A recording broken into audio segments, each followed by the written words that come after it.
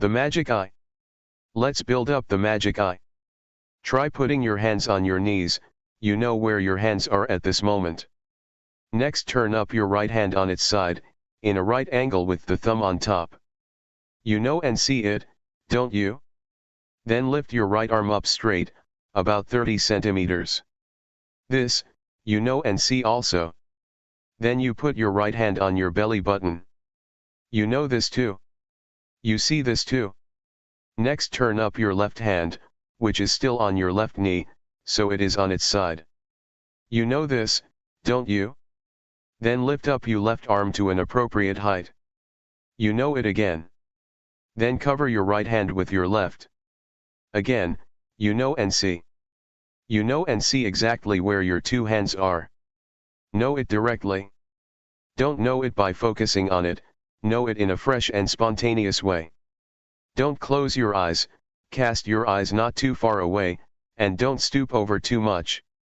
Be aware of your hands. After that, raise the right hand a bit above the left one, you again know it. Whenever you move your hands, know it. Have intention and attention to be aware. Then move your right hand out to the side. This you know and see too. Really knowing, really seeing. Next, lower the right hand to the knee, on its side. Again, you know. Then you turn over your hand, so that the palm is on the knee. You know. Know it each time. Then raise your left hand to the chest. Again you know. Move the left hand out to the side. Do you know it? Lower the left hand to the knee. Know and see it again. Overturn the hand on the knee. Really know and see it. Know what's happening with your body, with your hands. Make your hands into signs, physical instruments that produce awareness. Know like this for a long time. Become aware like this for a long time, find ways to know and see all the time. Besides this, you may change the sitting posture into the walking posture to build up awareness. Walk back and forth. The walking distance should be about 11 paces. Know and see, just as with the hand movements. Whenever you take a step, know it, every time, know every step. Don't concentrate. Know each time as a separate movement. It is as if we count 1, 2, 3, but don't count. Don't inwardly repeat right, left. Don't recite any mantras. Just to be aware of the movement is enough. Know it directly. One shouldn't use reasoning or follow feelings of like or dislike. Experience the movement in a pure and spontaneous way. Don't be tense or overly determined. Let the mind be at ease, cheerful and clear. Be diligent to know. Keep finding ways to know, always. Things that can be known really exist. Wherever the hand moves, really know it. This is not knowing through thinking, it is knowing through experience. We build up awareness with intention. Be diligent to know many times, to know a whole day, many days. When you first set out, you might lose awareness sometimes. Never mind. It doesn't matter. Start again. You can know anew. Have you ever been with this knowing for a whole day?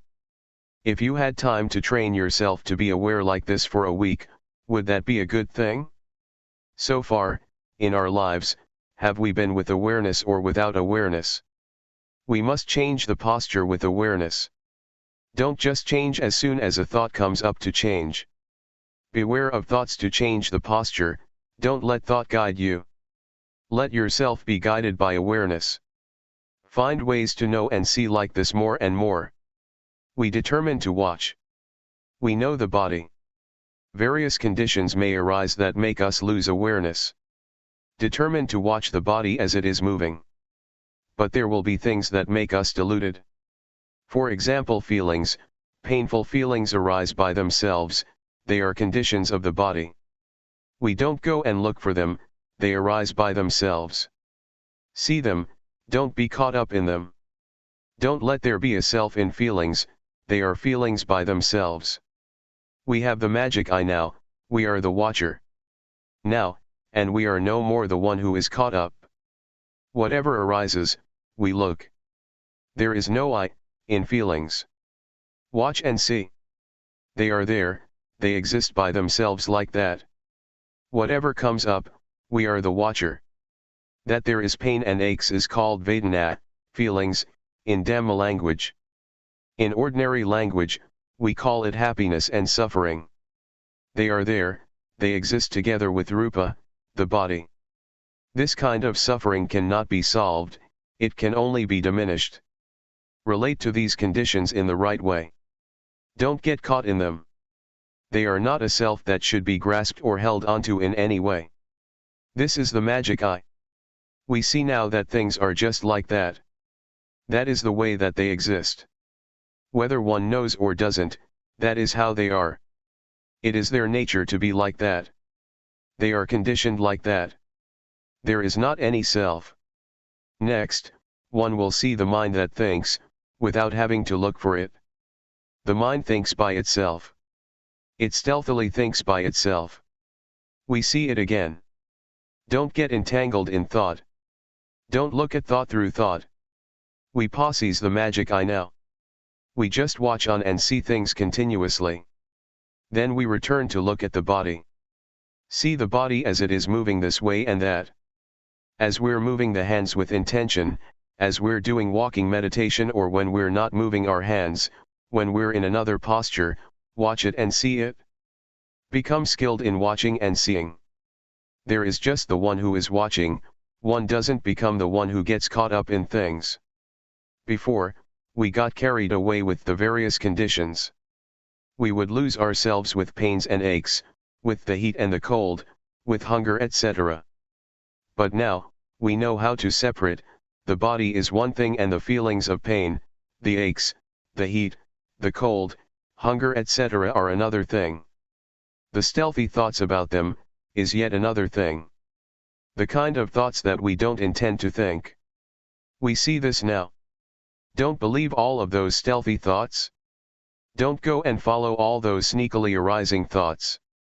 Don't let them fool you. Mistakes will arise from it.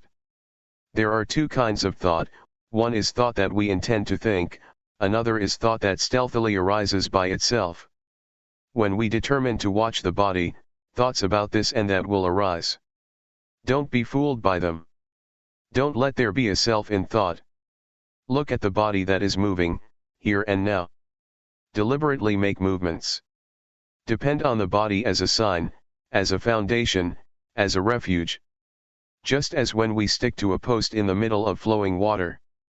When we let go, we get swept away. Then we struggle to get hold of the post again. This is just the same, when unintentional thoughts arise, don't get deluded by those thoughts but come back to watch the body, as it is moving, right here. This is the magic eye. To watch like this. Be skilled in it and familiar. First stay with the body, you shouldn't go and mess with thought. It is just like reading a book, the more we read, the more we get involved in it, because we remember and we understand. Unintentional thoughts are one thing, deliberate thoughts another. Whenever sneak thoughts come up, we are aware. It is as if we oppose the stealthy thoughts. Whenever thoughts arise, know it in time. It means that we are teaching them. We can laugh at and ridicule the thoughts. As soon as we see the sneak thoughts, they stop. Those thoughts have no intelligence, they don't have power. But when we don't keep up with them, they become mighty and they pull us along with them. Sometimes there are various manifestations that arise together with thought, and they become a mind state. For example, restlessness or sleepiness. Or an uncomfortable, irritating mood arises. The mind gets concocted in various ways. Don't surrender to these things. Watch them. We now have the magic eye. Whatever happens to the body or our mind, we watch the whole lot. It is fun to watch, fun to see. There isn't much to it. Really look, more and more, and the conclusion will be that there is only just body, feelings, mind, and mind objects that arise with the body and the mind. Pains, aches, heat, cold, hunger, etc., appear with the body, they are conditions of the body.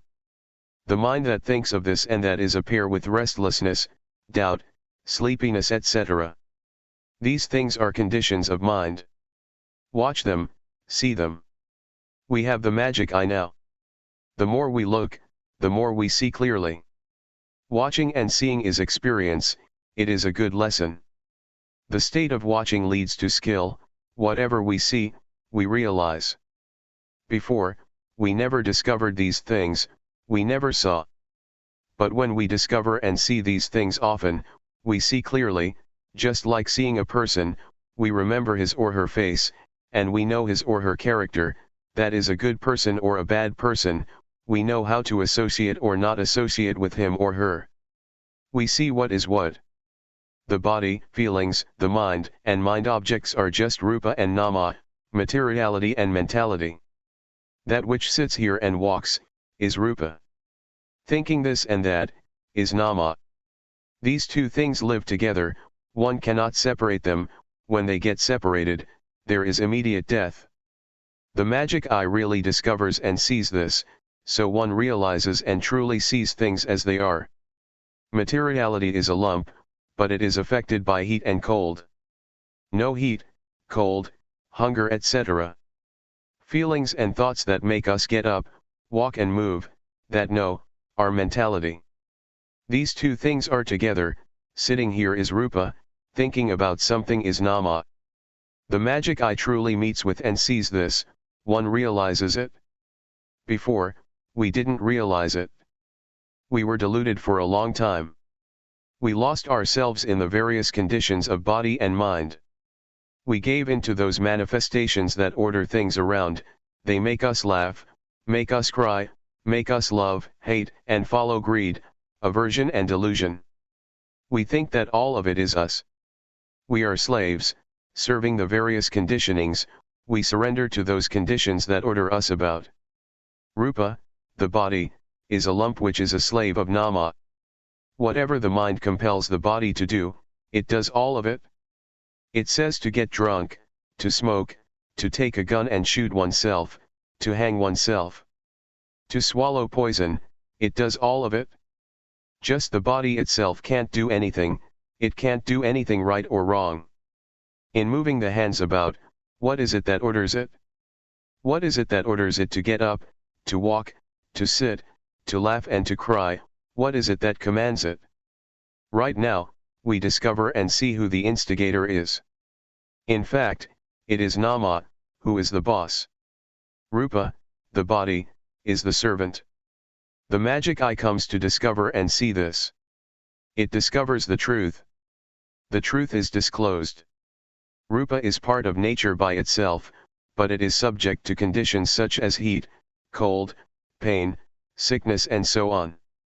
Feeling and thought make it get up, walk and move. Nama is that which knows things. These two things live together, as said before. The magic eye sees into this. Things are revealed.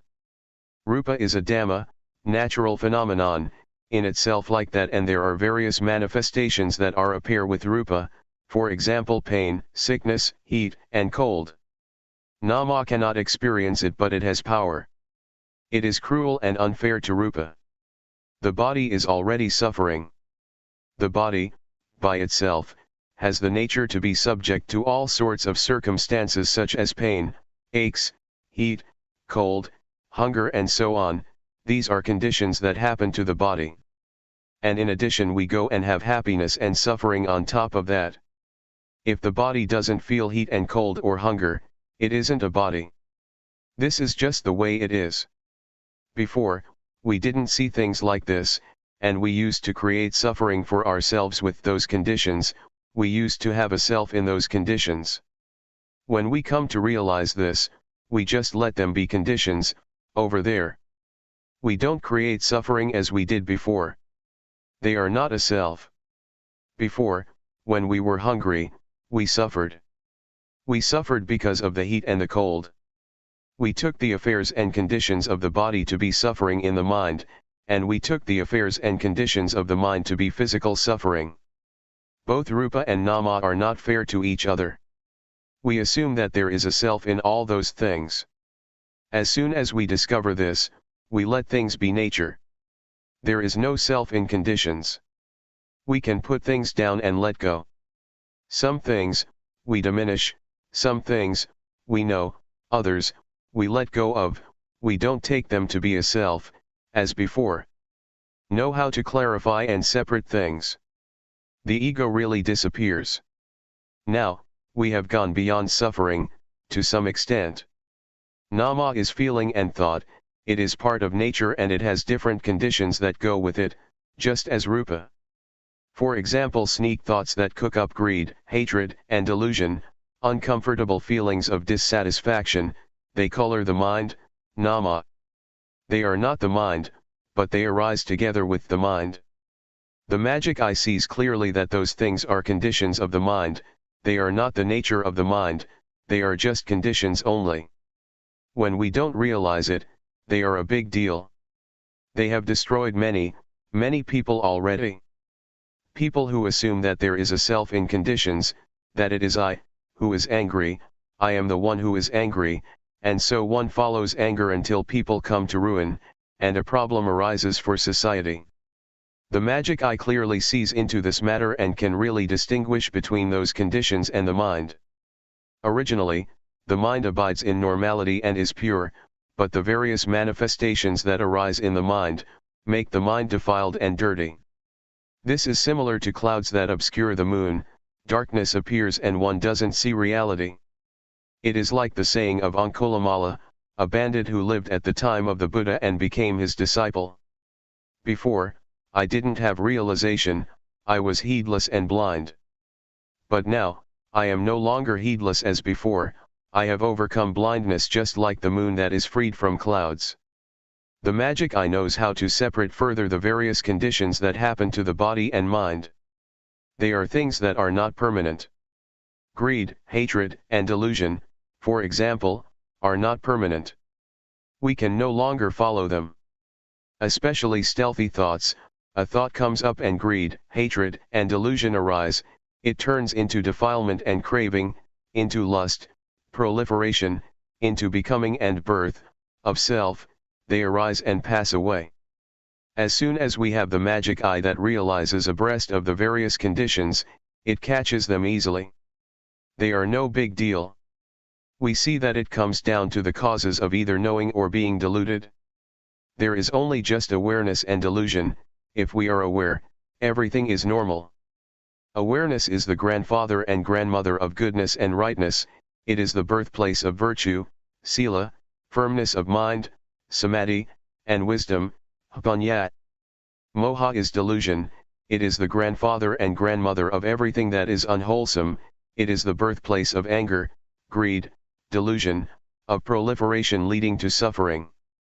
When we are aware, that is, when we have the magic eye, it is just as if we are the owner of a house, we look after the house, when the house has an owner, things are normal and safe. The stealthy thoughts are cruel, they make the mind into a prostitute. The mind without anyone to look after it, without an owner, can think anything. That's how it was, before, when we didn't have the magic eye yet, we didn't see it.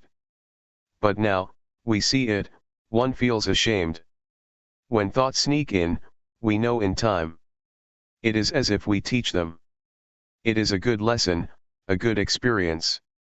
It is like teaching children, when a teacher teaches school children, the teacher teaches whenever the children do something wrong, the teacher solves the mistake for them and they become clever. This is a lesson that is very valuable.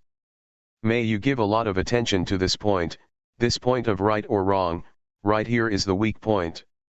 Whenever there is something wrong, when we don't see it, the mistake will expand without limitation, and it becomes so familiar that it turns into habit and one can become shameless, doing what is wrong without any shame.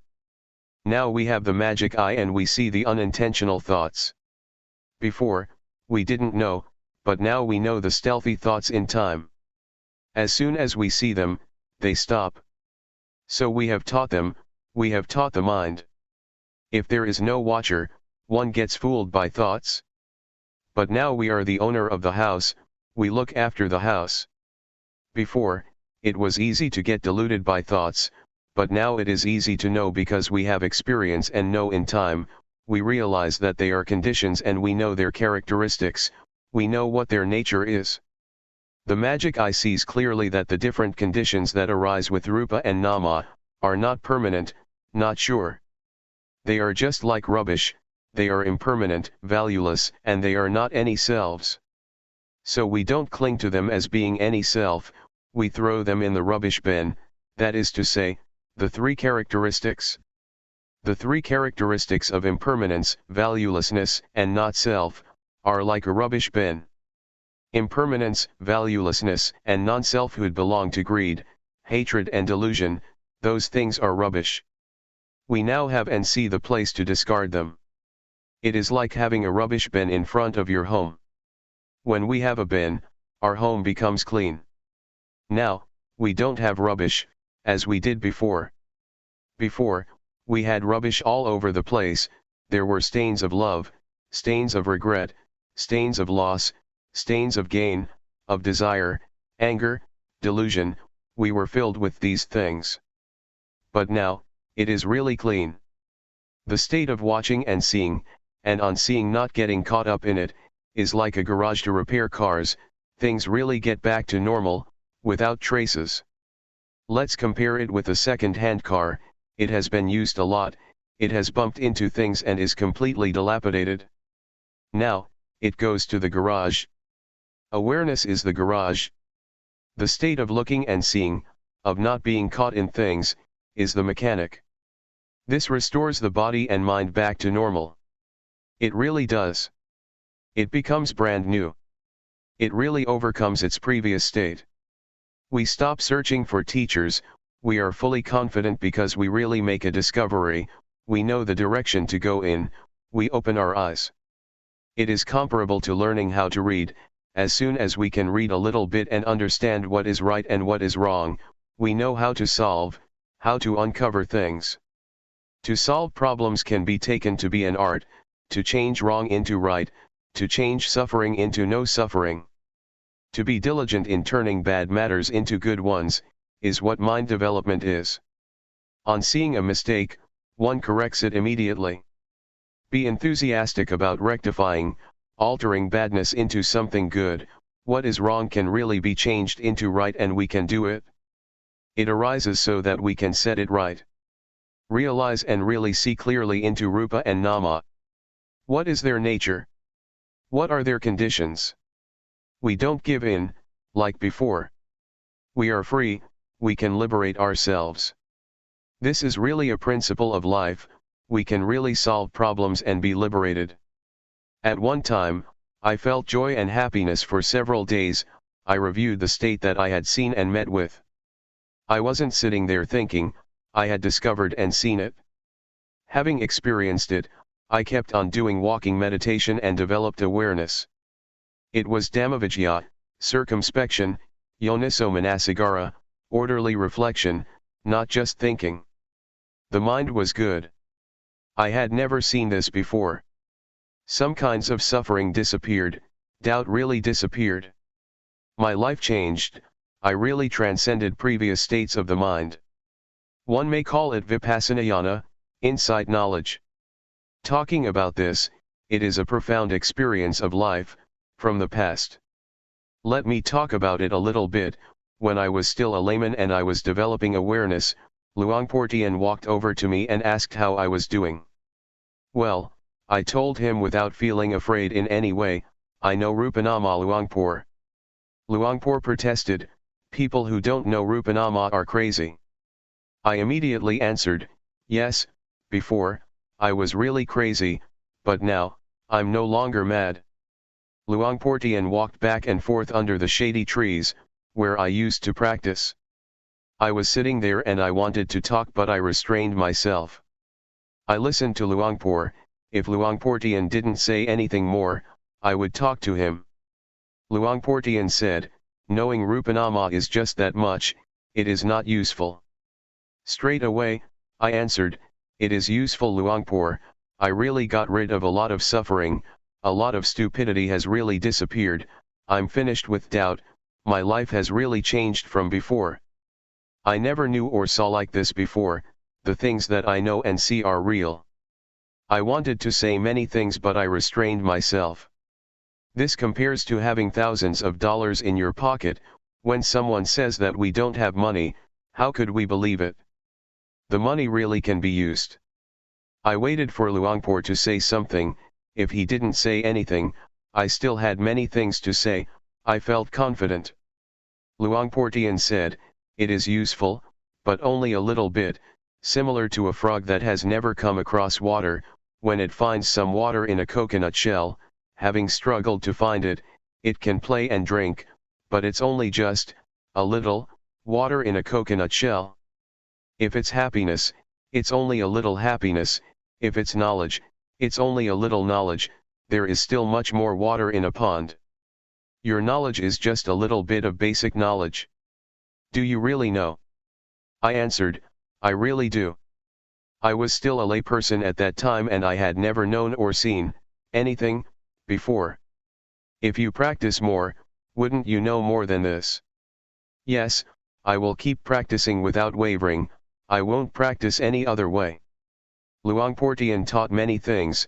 He said to do the rhythmic meditation and walking meditation faster than before.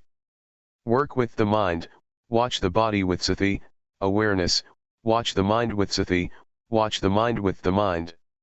Watch and see suffering, watch the suffering of Rupa and Nama, Rupa Dhamma and Nama Dhamma, the disease of Rupa and Nama, the convention of Rupa and Nama. One is very confident, the path reveals itself. It is like demolishing a house, we know what to take apart, what to do first and what later, things go in one direction. It is similar to having found a path, we can walk easily, conveniently, and comfortably. We watch and we see suffering, we see the suffering of Rupa and Nama. Rupa has a lot of suffering, it is waiting for us to look at it, from breathing in and out, swallowing saliva, blinking the eyes, to standing, walking, sitting, lying down, eating and making bowel movements. They are ways of the body to relieve and diminish suffering. The body is a lump of many kinds of suffering, so many that I am not able to describe all of them. On seeing like this, one feels sad and has pity on the body, until tears well up. Before, I smoked cigarettes. How can one still burden the body by giving it cigarettes to smoke? I stopped smoking. This insight spreads effects to anger, desire and delusion which create suffering for the body. The mind is suffering as well. We see the suffering of Rupa and Nama. The body and mind affect each other, they don't treat each other in the right way. For example, heat, cold, hunger and pains, create suffering for Nama, until one is unable to sleep at night, unable to eat, and sometimes diseases, pain, and even paralysis arise because one thinks a lot. All kinds of stomach disorders arise. Let me give an example.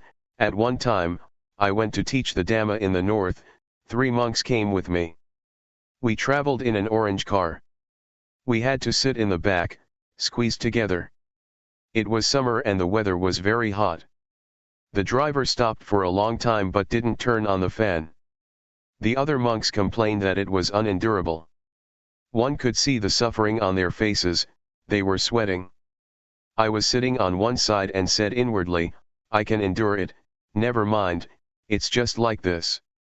Someone who doesn't understand nature, nor the conditions of body and mind, is punished with agitation. There is suffering in the mind, there is a self in the agitation, one loses oneself in the agitation, until there is suffering. If we have realization and know how to separate Rupa and Nama, they don't have to affect each other. When we realize this, justice arises between rupa and nama. The state of seeing, the awareness that watches, is neutral, justice arises. Awareness is the source of all goodness, the market of goodness. Justice has to arise from us first. It would be difficult to find justice externally. The magic eye sees like this, and it is just as if rupa and nama are not going to oppress each other anymore. They go their separate ways, from that moment onwards until now. We realize the nature of rupa, we know what the conditions of rupa are, we realize what the nature of nama is, we know what the conditions of nama are like. We review the things that we know, this clarifies things and we can really be free. This penetrates down to the diseases of nama and rupa. The diseases of the body and the mind are innumerable, this gives rise to a strong feeling of disenchantment for suffering. One clearly sees suffering and is able to get out of suffering. The body and the mind act, they do good or bad, because of this rupanama, they abandon evil and do what is right, because of this rupanama. Real confidence arises about this. Another thing is rupadhamma and namadhamma, it is their nature, it happens by itself, nature reveals itself. Wherever there is suffering, all of it is revealed. We know all around. Now, we see the state of life, it is a principle. There are right and wrong principles. Before, we used to believe all sorts of thoughts, for example, knowing what merit is through thinking. Thinking according to what people say, thinking that one gets merit from this or that, from something external. Sometimes, making merit is just a matter of rituals and praying, something external, and the fear of doing evil is just thoughts about falling in hell, or becoming a hungry ghost, a demon. But now that we have discovered and seen things, we abandon what is evil and do what is good, that's what we use the body and mind for. Doing good has a good result, doing evil has an evil outcome. This is what religion is, religion means oneself. Not thinking, doing, or speaking evil things. If anybody still thinks, does, or speaks evil, it means they are still without religion, even though they may say, Buddhang saranang gacchami, Dhammang saranang gacchami, Sanghang saranang gacchami. I take the Buddha, Dhamma, and Sangha as my refuge. This is talking like a parrot, those people still don't have a religion. Merit or wholesomeness is the mind that is good, the mind that has realization, that really sees things, that is wiser than before. The magic eye sees like this, it experiences things like this, there is no need to ask anybody whether one gets merit or one is doing evil. It is similar to having eaten one's fill, do we go and ask someone whether we are full yet? We can answer that ourselves, there are no questions, only answers. Others can't give the right answer, we have to answer ourselves. When there is watching, seeing arises, when on seeing, there is no being caught up, it is liberation, it is right there. The various kinds of suffering let us know. Relate to it in the right way, some kinds have to be diminished, others have to be known. Before, we didn't have realization, we thought that all of it was self. In reality, things are, just like that. It takes a lot of trouble and misunderstanding to come to this insight. When the magic eye is there and one really sees it, one really awakens from suffering. This is called Buddha. Literally, the awakened one. Now, we have reached Buddhism, the mind knows and awakens from suffering, it is not asleep, it is not deluded, it is not heedless, it is disenchanted with the mass of suffering of the body and the mind. Greed, hatred, and delusion don't have a foundation anymore. One sees the path, sees proof, what is true and what is false. The magic eye clearly sees like this and joy arises, it is just like we have completed some job successfully, it is only natural to feel proud. The truth is revealed, nature teaches, the time has come. One penetrates convention, which is very different from these words. It is an appearance, like light destroying darkness. That's what happens, at that time. Convention cannot remain, it is seen and penetrated. One inclines to the direction of freedom from suffering, one might say. Whatever goes in the direction of suffering and delusion, collides and goes to pieces, that's what it's like. Seeing convention means to see that things fall in the hands of I, all kinds of stupidity and delusion abide in the forest of convention. That's what the magic eye sees, nothing can conceal it. This really dismantles foolishness and illusion from the mind. Both body and mind are really light. Similar to carrying a heavy load many days, a long way, when someone takes the load off our shoulders, we feel so light that we can hardly stand on our feet. The mind is so light and empty, that it seems that our feet don't touch the ground when walking.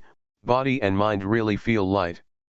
Stupidity, foolishness, and delusion are shattered, even before we've started to use reasoning, they just drop off. It is like spotting a wild animal, as soon as we see it, it sees us, and it runs off without us even chasing it away. There is an enormous amount of convention, the world is full with it.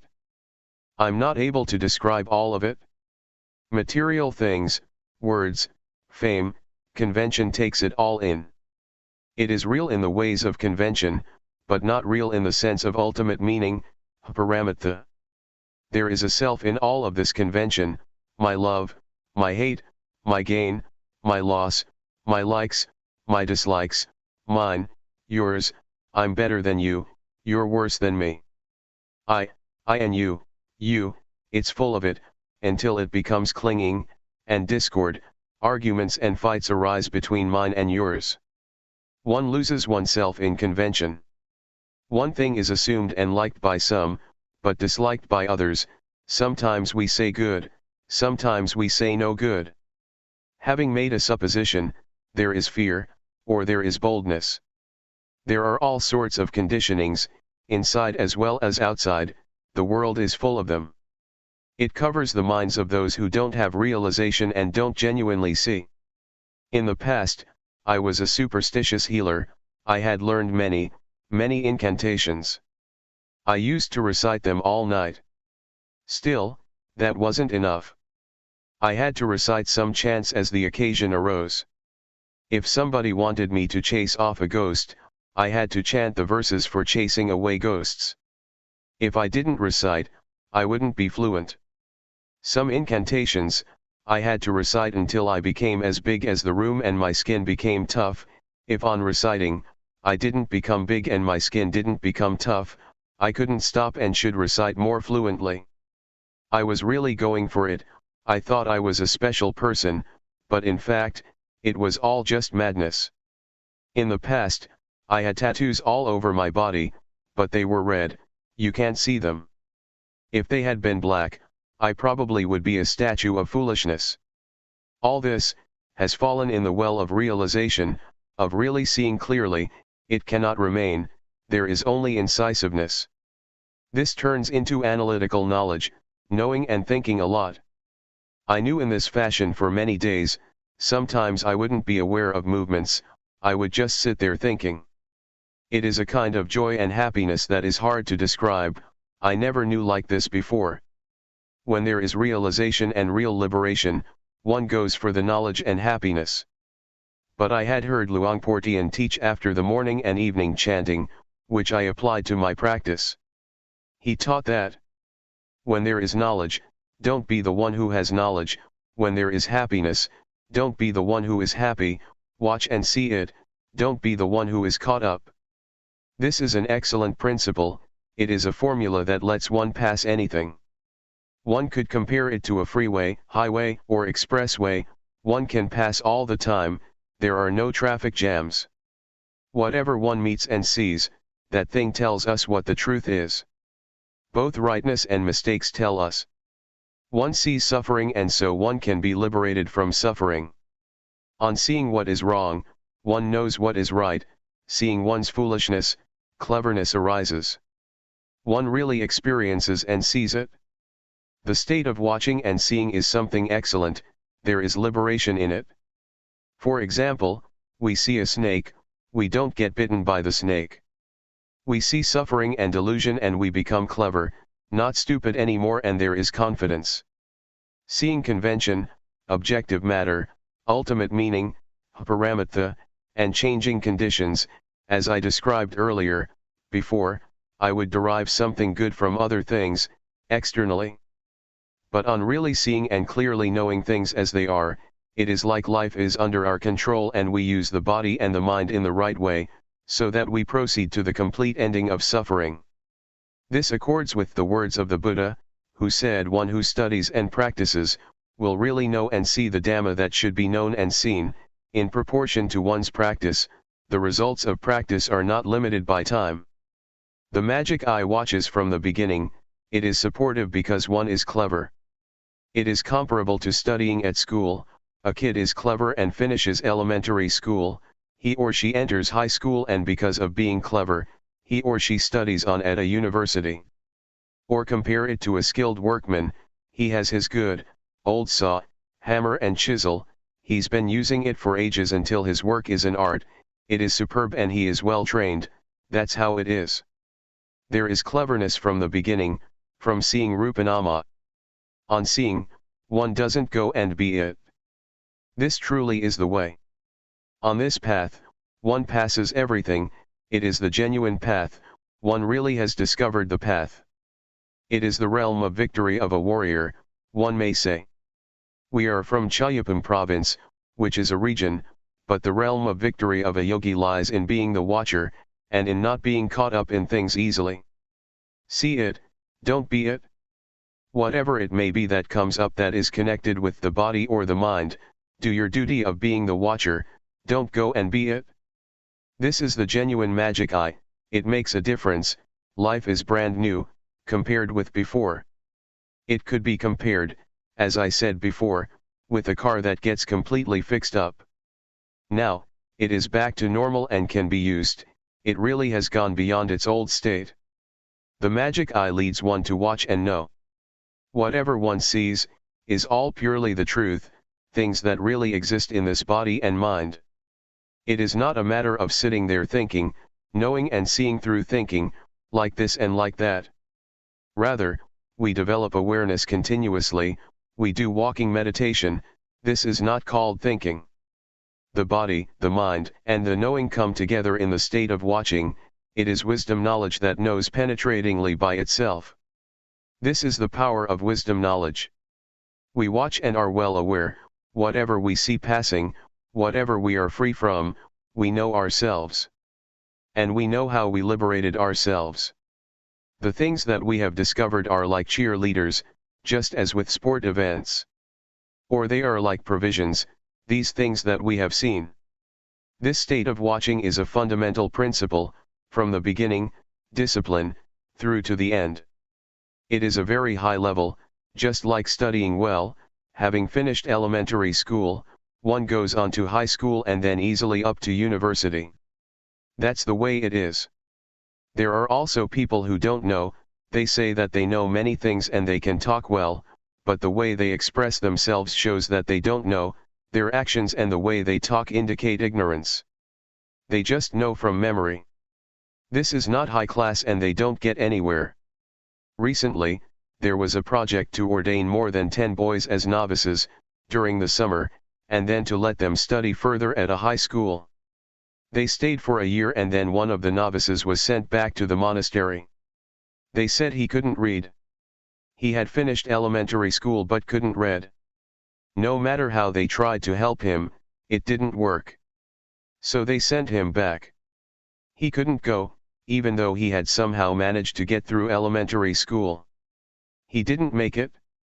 Some practitioners of Dhamma may be like that. They can't make it, they are still fooled by conditions, they are seized by Mara, the personification of evil. The state of looking and seeing, and having seen, not to be caught up, lets us really go through. It really sets us free. We see suffering and we really escape from suffering. The beginning stages, from discovering Rupanama onwards, liberate ourselves continuously. Things are erased until zero remains. One cannot go back.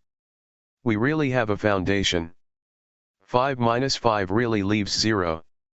Having seen the body, feelings, the mind, and the mind objects from the beginning, we have discarded them. At that point, we're already in a different world.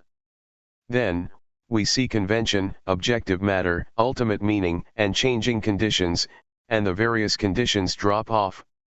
On seeing impermanence, valuelessness, and that there is no self, we throw things out so that everything is all gone and it is clean, there is no disorder anymore. Cleanliness and dirtiness teach us. Heaviness and lightness teach us. How can we let things become dirty again? It is like things continuously are brought down to zero. When one does something for a long time, one naturally becomes skilled in it. When one practices awareness until one reaches the state of watching and knowing the body and mind, one becomes skilled in the ways of the body and the mind. It is easy to be undeluded, easy to know because one has victoriously crossed over a mountain that obstructed one, namely the Nivaranadhamma, the 5 hindrances. There is readiness to see thought, one is tuned into stealthy thoughts. One is faced with them, suddenly. They come through a door, and the state of watching is already at that door. One hits them on the spot.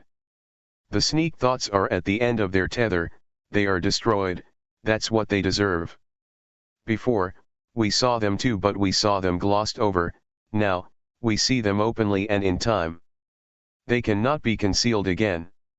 It is as if the state of looking is the judge, and the sneaky thoughts are the accused who confess because there is evidence. They surrender and can't escape. The truth appears. There is no way to deceive or cover things up anymore, they have lost completely. Stealthy thoughts are the origin of suffering. Conditions have deceived us for a long time, we only just found out now. This may be called a victory in life, it was a profound experience in my past. Let me talk about it a bit. At that time, I was sitting in my hut, close to Luangpor Teean's hut. This hut was made from the wood of a coffin, the paper was still stuck to the planks. It was made into a small hut. This really is the profound past of my life. At the Budayana forest, a monastery in Loei province, almost 30 years ago, people were practicing very diligently. After the meal, we would take our bowls mindfully back to our huts, we would look after ourselves. When sitting in the hut, we would leave the door half open, that's what Luangpor Teean told us to do. Someone who closed the door of his hut, was assumed to be taking a nap in the daytime. When Luangpor would come by, he didn't dare to knock on the door, being afraid that the person inside would be asleep. These are meaningful memories of my life. The magic eye discovers and sees the stealthy thoughts, and the sneaky thoughts are the loser, they fall apart. It is a bit like bowling, I saw on television how the ball scatters the pins about.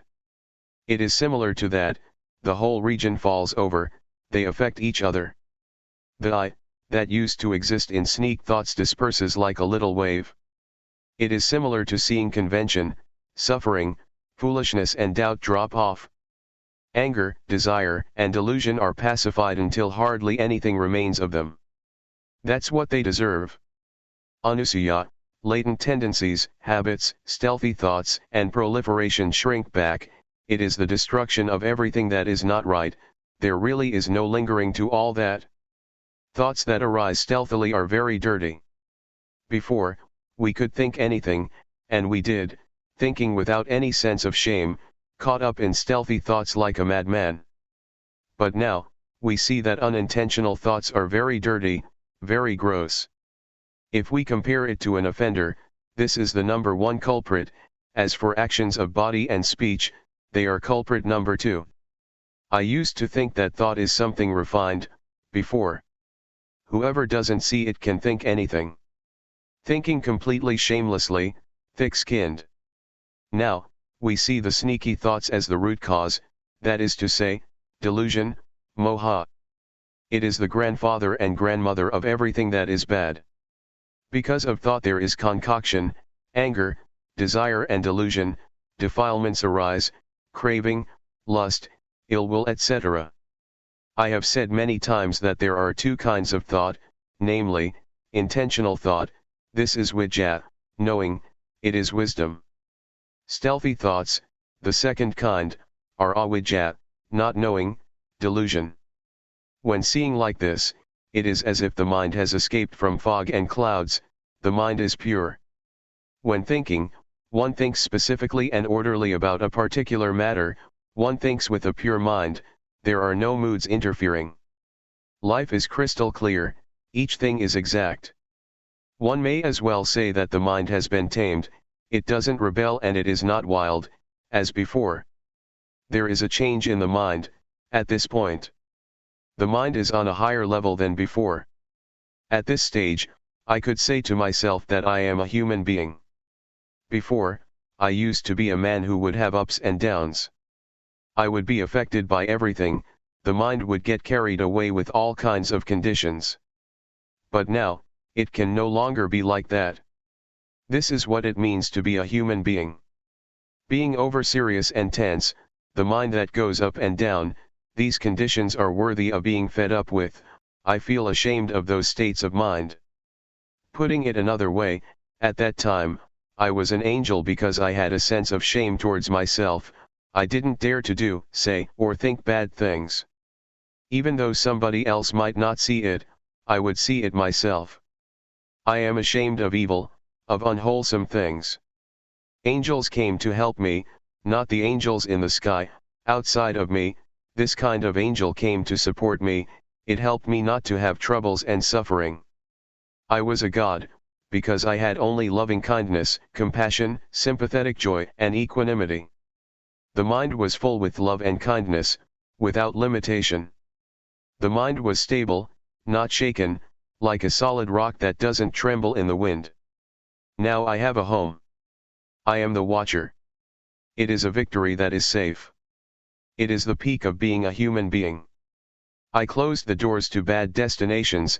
I can guarantee that I'm not going to be a hungry ghost, a thick-headed demon, a hell being or an animal. Now, I have a refuge, life is stable. I am definitely a human being, the mind is exalted, like someone who is on a high place, he or she is able to see people who are lower. We've trained the mind and it really is finished with its wicked tricks. The mind is exalted. Being born as a human being is a great gain. It is a great gain because we can train ourselves to be aware, until there is no more sneak thinking to be found. This arises from training oneself. It is not as if we are a human being as soon as we are born. When one takes ordination as a monk, a senior monk asks in the ceremony, "Are you a human being?" The candidate answers, "Yes, sir, I am a human being." Before you can be a monk, you have to be a human being. One has to train oneself well, until the mind changes, then one has a foundation and one has the right to ordain. One doesn't act, speak, or think in evil ways. I dwelled in the state of normality for many days, before I knew that I had sila, virtue. I knew it after I had it. I saw it because it was there. It is not knowing through thought. I made contact with virtue, samadhi, firmness of mind, and jnana, wisdom. Both the body and the mind are in a state of normality. Normality of body, speech, and mind, is what virtue, firmness of mind and wisdom is. The body is normal. The mind doesn't have highs and lows. Wisdom is to understand conditions thoroughly, from knowing rupanama onwards. One overcomes proliferation, really being liberated from it, it doesn't come back again. It is like we have a good job and enough money, there is no hardship as before, no more struggle and endurance. Virtue, firmness of mind and wisdom, together with the angels and gods, all come to aid. Someone who is angry, who has desire, is deluded or is suffering, is a poor person. It is like that. Even though I was doing walking meditation and building up awareness, it all came together in just being the watcher and the knower. It is the same seeing. This is the eye that sees the Dhamma. At this stage, one has escaped from danger, on one level. The hindrances, delusion, and restlessness don't come to bother one is going towards having virtue, firmness of mind and wisdom, fully. The state of watching and seeing, and on seeing not being caught up, is the path. This is what it means to live the spiritual life. Purity arises, virtue is pure. The six senses, i.e., the eye, ear, nose, tongue, body, and mind, become composed by themselves. One doesn't have to sit with the eyes closed in order to get away from something. While doing walking meditation or standing, one can have a mind that is firmly established, samadhi. One advances to the state where there is only just watching. One is no longer a servant of conditions. There is the unconditioned, visankhara. This is something different, it's another world. Sometimes, I would review the stages of practice that I had passed, the principles that I had discovered, how I was liberated in stages. It's like going on a long journey, one passes this town and that village, leaving them behind, which indicates the direction of the goal. Let me give a comparison. At one time, I traveled to the south to give Dhamma teachings. The distance is about 1,500 kilometers. A driver took me there. He said it would take about 12 to 13 hours. I thought it would take longer because an air-conditioned bus, leaving from Bangkok, takes 15 to 16 hours. From Chayapam province to Bangkok is nearly 400 kilometers. It wasn't very long and we were past Bangkok, having the midday meal. The driver drove quite fast. This really indicates the direction our destiny is in. We reached the place in the south as the driver had predicted. This is just the same, practicing Dhamma is like that. When one practices in the right way, it is like rolling a boulder down the hill or like sitting in the right bus, it will take us to where we want to go. It is really safe, one really experiences merit and wholesome things, one really shuts the door to bad destinations, one really continuously overcomes dangers. Entering into the state of looking is life summed up, leaving just a handful. There is nothing messy, as before. Life is simple, without burdens. This state of watching is the diamond of the Dhamma, it penetrates down to the Sanyojana, fetters, it is the point where the door of reality is opened, nothing can obstruct it. Whoever trains him or herself in this state of watching, will pass through everything. It really is the way, it is the living of the spiritual life. One is able to destroy the ego. Sakayatati, Vijakidcha, and Silabpatha Paramasa. The first three of the 10 fetters, the tree that Asothapana, one who has reached the first of the 4 levels of enlightenment abandons, cannot remain because of the state of watching and seeing, and on seeing, not to go and be. The destruction of the ego is another level of coming down to zero. The mind certainly undergoes a shift, compared with before. One respects oneself. One really is a noble one. One is more excellent than before. I used to hear Luangpor Teean teach that there are 3 levels of goodness, namely, good, better, and best, that's how he taught. One truly can be a noble one. This state is the meaning of a noble one. In the evening chanting, there is a passage that says that, the Sangha is born from the good Dhamma and practices well. The Sangha is not born through ordination chanting, that is just convention, it is true in the ways of convention. The community of monks that is born from the good Dhamma is beyond convention. It is universal, both men and women can be noble, it has nothing to do with nationality, language, or age. To be born from the good Dhamma means one trains oneself, to be aware until one reaches the state of watching, this is the door of the good Dhamma. When the state of watching is well cultivated, one is far from enemies, far from defilements. When compared to traveling, one goes further and further away. One leaves anger, desire, delusion, and suffering behind one. This is called a noble individual because one is far apart from those things. One could say that being or losing oneself in those things, has ended. To stir up the mind to be angry, have desire, be deluded or suffer again, is not possible. It is like being violated. Suffering is wrong, it is non-suffering that is right. One can neither suffer nor does one take it on. Not even a tiny bit. This is the noble individual, the one who is removed from enemies. Suffering is an enemy to life. One is far away, one is not stained, there is supreme sila, supreme samadhi, and supreme panya. There is complete normality, which is the standard of life, one may say. It is the freedom of life. It is nature. Nature is what remains. Proliferation is all gone, it has turned into purity. One steps towards victory, the time has come. Things have become easy, whatever we watch and see, finishes. There is nothing stuck in our minds, zero. Things drop off, we don't want them, there is only emptiness. Taking the mind as measure, when one has desires, it shrinks up all the more, it is all the more deficient, but when it is empty, the more full it is, the more perfect, the more sufficient. It is like the saying of Ruttapala, who was an arahant, fully enlightened one. He said, "The world is by nature unsatisfying, there is no fulfillment, and people are slaves of desires and defilements. Nobody can ward off the world, nobody can be above the world. The world is form, sound, smell, taste, touch and mental objects. The eyes, ear, nose, tongue, body, and mind are never content.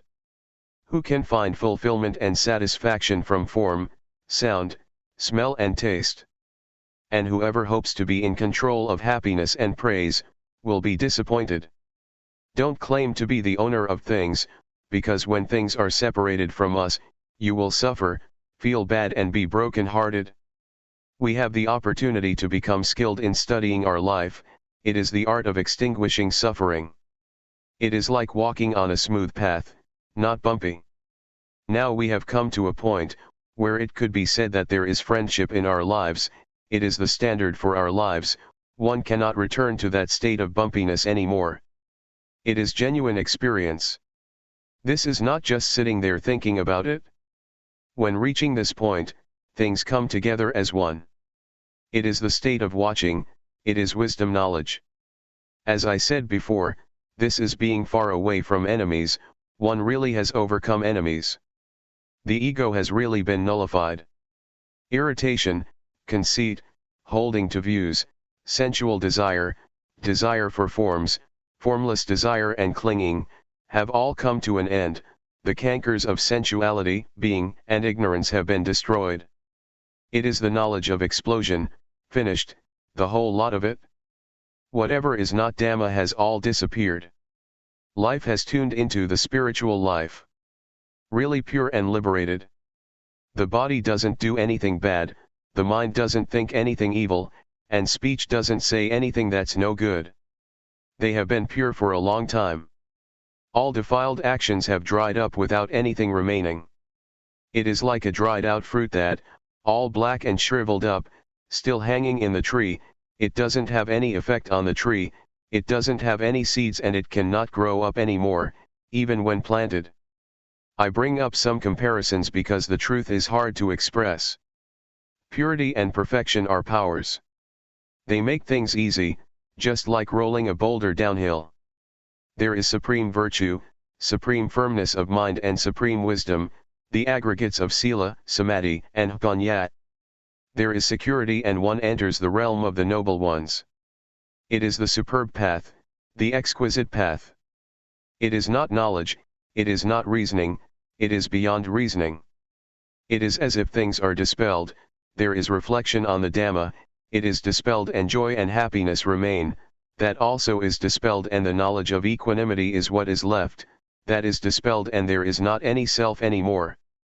It is the remainderless extinction of perception, one cannot find any perception, not even a tiny speck of it. Talking about emptiness, this is emptiness, talking about fullness, this is fullness. It is full of nothing, and it is void of all kinds of having and being. It is comparable to a flood, the flowing water sweeps the rubbish away from the streams and canals until it is all gone, one attains to the knowledge and fruits of practice. It is nature, it is the law of nature.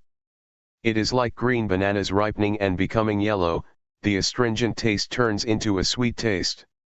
This is nature, this is the law of nature, it has nothing to do with reasoning. One doesn't know exactly how the lock is opened, it is the Dhamma, it really is the law of nature and it is beyond speculation. It is as if the body, feelings, perception, volition, and consciousness have a job, they have their duties and they are diligent at doing their duties. But it is a job that is bound to fail, just like little children playing with sand, they are diligent to build sand castles but it won't be long and they are destroyed. But now they work together, they stop together, they come to a halt at the same time and everything returns to nature. The body, feelings, perception, volitional formations, and consciousness go back to nature, there is a separation, they go their own individual ways. At first, one still tries to connect them but it is no use, it is like trying to connect two different things with each other, it may look like they are connected but they are not, they are separated, they have returned to nature and they can't become one, in the same way that a rope that has been cut can't be put together. There are just movements left. It is the end of self. There isn't anything further to do. I reviewed the stages of practice, I was quite skilled in them. It is the art of life, more so than any form of art in this world. It is the state that is beyond birth, aging, sickness and death, it is the final destiny of life, all forms of life must reach this point. It has been worthwhile that my parents have raised me, that was in order for me to come to this ultimate goal, right here. It has been worthwhile, all right? This is not sitting there, figuring things out. To be in that state, is not the same as knowing it. When life has come to this point, everything falls in place, the only thing left is just movements, of body and mind. Insight, the fruits of practice and nibbana, coolness, really exist. The Buddha, the Dhamma, and the Noble Sangha really exist. Non-birth, non-aging, non-sickness, and non-death, really exist. The magic eye induces you to watch, see, and know many things, up to the last goal of life. I'm just summing it up, I don't give a lot of details, just the states that can be found in our bodies and minds. I'm talking about us, people, from the beginning of building up awareness with the body and the mind. Both the body and the mind are objects for awareness. Then, we come to the state of watching and one is the one who sees, not the one who is caught up. One continuously discovers things about the body and the mind. One has realizations and sees clearly. There is nothing that is concealed or hidden. On seeing what is wrong, one overcomes it, on seeing suffering, one overcomes suffering. I would like to make this known, so that you may all try out studying and practicing it, developing the knowing a lot. When you see that there is a mistake, solve it, when you see that it is right, develop it. I'm talking here, as a Buddhist. We practice in partnership, everybody is responsible for building monasteries, making merit, and being generous. Some people donate money to build a monk's hut or erect a meditation hall, this makes it convenient to practice. Others establish a fund to provide for food. In this monastery, Wat Pa Sukatho, there is such a fund, quite a large amount, so we don't have to worry about food. Then, there is the Dhamma, the teachings, when you put them into practice, you will be able to truly know and see those things, that should be known and seen. And the results will come, regardless of time and place, one will know and see the Dhamma in accordance with one's practice. I have the intention to be your friend and I am sure that I won't lead you along the wrong path. There are many places, lit institutes, all over the place, where one is able to study. We take it, practicing Dhamma, to be a profession. The details and solutions, you will experience and see when you put forth effort to be aware. Really be aware of the body and the mind, as I have been introducing since the beginning. Be diligent in knowing, don't go into the kind of peacefulness where you don't know anything, where the mind is under the power of delusion. Sitting in peace is laziness of the mind. To pay attention and to have the intention to be aware, is diligence of the mind.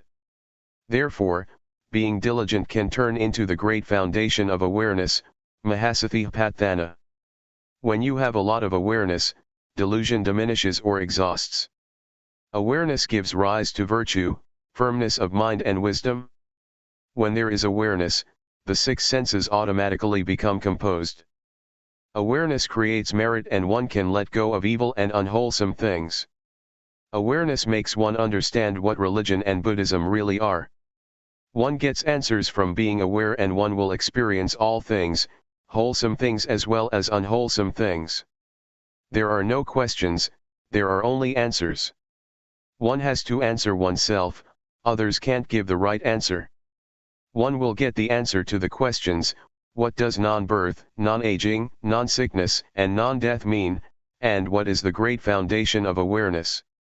A staff of teachers gave Luangpor Teean the title, Principal Teacher of Developing Awareness, in this age. There is happiness in sitting with the eyes closed and the mind peaceful, as long as one abides in peace. But as soon as one comes out of that peaceful state of mind, there is still anger, desire, and delusion. The senses are not yet steadfast, one still evades things. In developing awareness according to the standard of the foundations of awareness, one must be diligent to know, to build up the quality of knowing a lot. Don't enter into peacefulness to the extent that one doesn't know anything. Know in time the proliferation in the mind, until you can control the arising of mental formations. Developing awareness is like looking after oneself. One sees the movements of the body and one sees the stealthy thoughts in the mind. Always be aware in time. As soon as one becomes aware that a thought has sneaked in, the thought will stop. It is just as if we teach the mind. When the mind gets taught more and more often, the mind becomes tame and it is easy to not have sneaky thoughts, it is easy to know. It all comes together in the knower, the watcher. Teaching oneself is valuable at the time that one is caught up in stealthy thoughts, and one discovers that one is being deluded. This is a very good lesson, a very good experience. It is only awareness that is able to see delusion. It is definitely not the kind of peace that doesn't know anything, peace under the influence of moha. Rather, it is awareness that makes one gain liberation. As soon as there is awareness, there is liberation there also. For example, one sees a snake and the snake doesn't get a chance to bite us. When awareness has been developed until one is skilled in it, one arrives at the state of seeing. This is the eye that sees Dhamma, that sees suffering, and therefore, one goes beyond suffering. According to the principles of the Four Noble Truths, one sees suffering and gets out of suffering, is liberated from suffering. Seeing the origin of suffering, seeing the cessation of suffering and the path leading to that cessation, works in the same way. In practicing Dhamma, no matter what technique it may be, it must be a way to develop awareness, to be aware. If there is no awareness, it is not called practicing Dhamma. To develop awareness is a universal principle, no matter what religion you may hold to, what nationality you may have, whether you're male or female, young or old.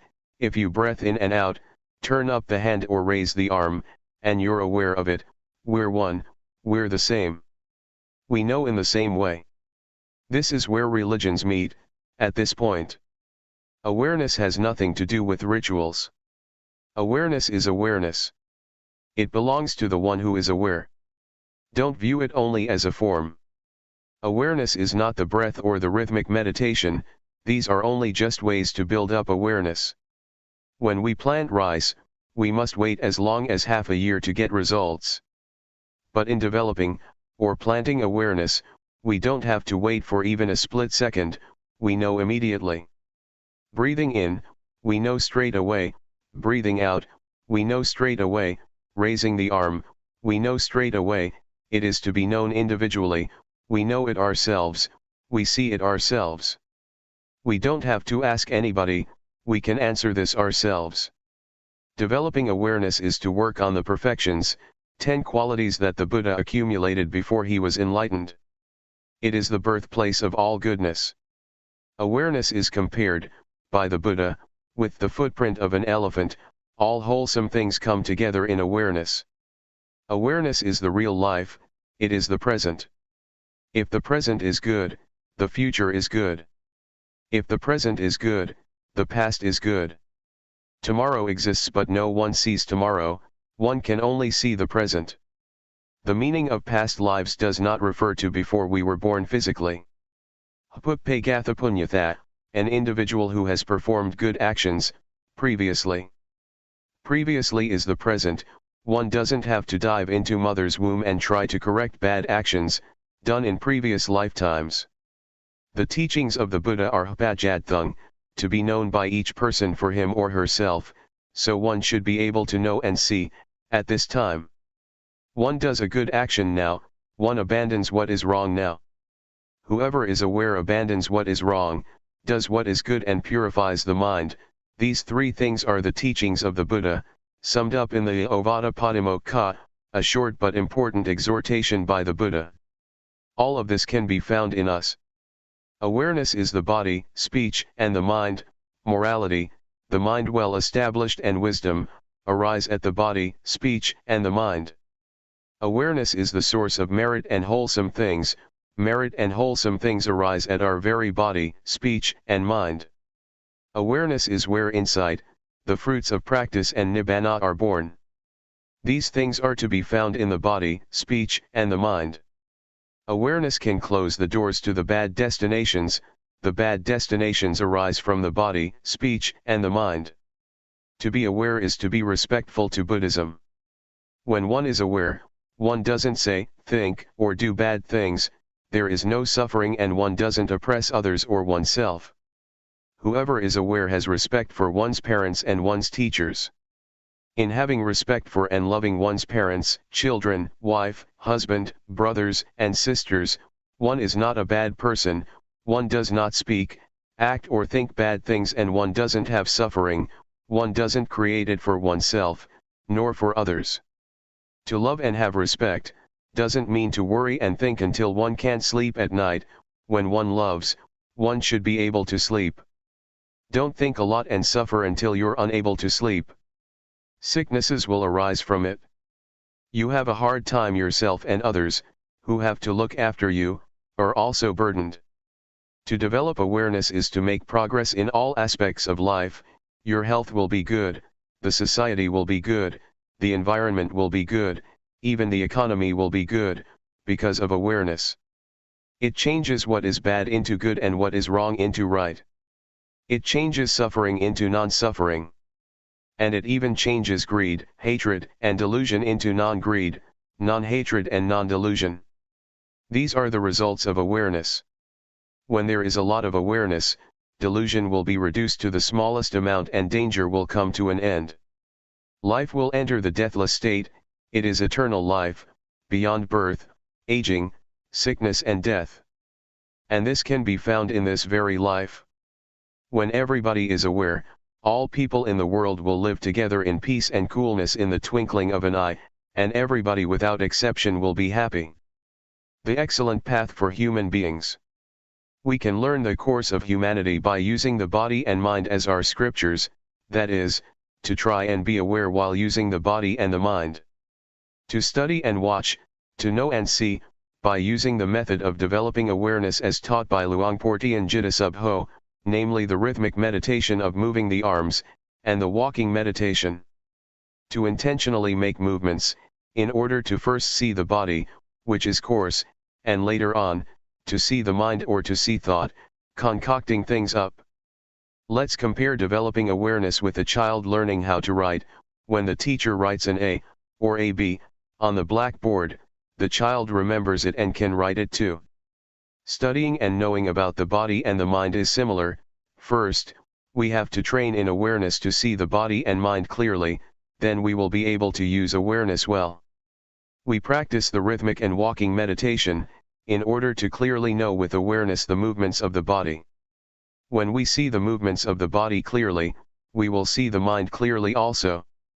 We don't have to go and look for the mind, but we depend on watching the movements of the body, which will automatically take us to the movements of the mind. Keep watching the body all the time, try and watch with intention, acknowledge the feeling that arises at the time the body is moving, for example while doing the rhythmic and walking meditation. In one day, one can know many, many times. While being aware of the movements of the body, sometimes there may be many things that delude one, for example thoughts that arise unintentionally. Usually this happens when we're doing our best to develop awareness. Take it to be a lesson, an experience that comes to teach us something, to come back again to the body and re-establish awareness with the movements of the body. Delusion teaches us to not be deluded. For people who are peaceful by nature, it is easy to be aware and to have sati sampajanya. The practice of meditation places much importance on awareness, and always feeling oneself, realizing one's actions, because sati sampajanya is able to change what is bad into good, and what is wrong into right. One who is aware tends to do what is good, because awareness is the source of sila, samadhi, and panya. So, we find a method to study and understand our minds by watching both the body and the mind. When we are skilled at watching the body and mind with awareness, and we clearly understand the body and the mind, we will know what merit and evil is, and what religion means. We will come into contact with virtue, firmness of mind and wisdom. We don't just think about it, we experience it. This is a law of nature. Therefore, make effort to always watch and see the body, knowing and seeing it through the mind contacting it. It is just like a teacher writing something on the blackboard for the students to see. First we have to make an effort to watch. Determine to watch until you won't forget. Before, the A and the B were on the blackboard, but now, we contact the A and the B in our minds because we've paid attention. Watching the body and mind with sati compares with a computer that records information. When we put information in our minds by regularly training in watching and seeing, we evolve. This makes us see the body and mind as it really is. Understanding and knowledge about our bodies and minds will arise until the course of humanity is finished. This is called realization. Realization compares to stepping out of the darkness. We see our own minds and we don't get caught up in various manifestations. We see physical and mental things for what they are, we see the nature of both the body and the mind, and we see what kind of physical and mental manifestations there are, for example, heat, cold, like and dislike. If we don't see clearly, we yield to nama and rupa and their conditions, and we are under the power of proliferating thoughts. But when we are fully aware, we escape from that power. It is like solving a mathematical problem, one is able to do it when there is nothing hindering the mind. So, to come to understand the body and the mind is like finishing the basic course completely. Before, we used to be caught up with the conditions of mind. For example, being the one who is hot, when feeling hot, being the one who is cold, when feeling cold, being the one who is hungry, when feeling hungry, or being the one who endures pain, when feeling pain. We were the one who is caught up with all those manifestations. This is called to yield to conditions, letting them be the boss. When awareness arises, those things cannot be the boss any longer because we see that they are just conditions of the body and mind. Anger, for example, is a condition, it is not permanent and it doesn't have any essence. To see like this, is therefore comparable to the arising of a magic eye, that receives and knows the expressions of the body and the mind. The magic eye means, to be fully aware and to see that Rupa Dhamma, and Nama Dhamma, are subject to the three characteristics, of impermanence, valuelessness, and non-selfhood. Then, we're able to let go of body and mind. This is similar to not having a whole lot of rubbish scattered all over the place, as we did before. Whatever happens to the body and the mind, we throw all those conditions of body and mind into the three characteristics of anajjung, dukkhaṃ, and anattā. Before, we had lots of garbage which was a hassle, there were stains of suffering, stains of anger, of desire, of delusion, of love, of hatred, of heat, and cold. But now, we don't have all that rubbish anymore. It is merit to see impermanence or to see the three characteristics. Merit here, refers to seeing the conditions of body and mind, and to be able to use the body and mind in one's life, in the right way. Evil is to not know the conditions of body and mind, it is compared to darkness. Such a person is considered to be uncultivated, both the body and mind are undeveloped because one allows proliferation to be in charge. This makes one hold on to anger, lust, and delusion. Sometimes one lets anger be there for several days. When we clearly see and realize the body and the mind like this, we are no longer uncultivated, we are high-class people. Religions deal exclusively with people, they are teachings about the body and the mind. We all have a body and a mind. Both merit and evil can be found within us, in our actions. When we practice up to this point, rupa and nama, or the body and the mind, treat each other in the right way. Before, the body and the mind were oppressing each other all the time. For example, when hot or cold feelings would arise in the body, the mind would suffer, or when anger would arise in the mind, the body would be uncomfortable. They would oppress each other all the time. But now, we see the body and the mind relating to each other in the right way, because awareness is there to watch them. When we know this much, we have a foundation in practice and we make continuous progress. It is similar to passing elementary school with good marks, and thus having the opportunity to study in high school. Having a foundation means that we're fluent in watching proliferation arising. This makes us see the concoction that's going on. When the state of seeing arises, we don't get carried away with the proliferation that arises. This seeing is an important principle because it is able to smelt and digest all of the defilements. This compares to studying well and being able to read and understand the meaning. From the state of continuously watching, we come to see convention and suffering. The state of watching gives rise to fluency. It is like having a good tool, it makes us proceed on the road of life all the time, and we don't get to a blind alley. Not seeing suffering, or the suffering connected with the body and the mind makes us grasp onto it, all of which is a burden. When we see clearly, some types of suffering drop off immediately because we see the world as being full of convention. Some of it are material things, others are mental. Even language is convention, the world is full of it. It is called the conventional norm. In the past, I learned many superstitious chants. I used to sit and recite them at night.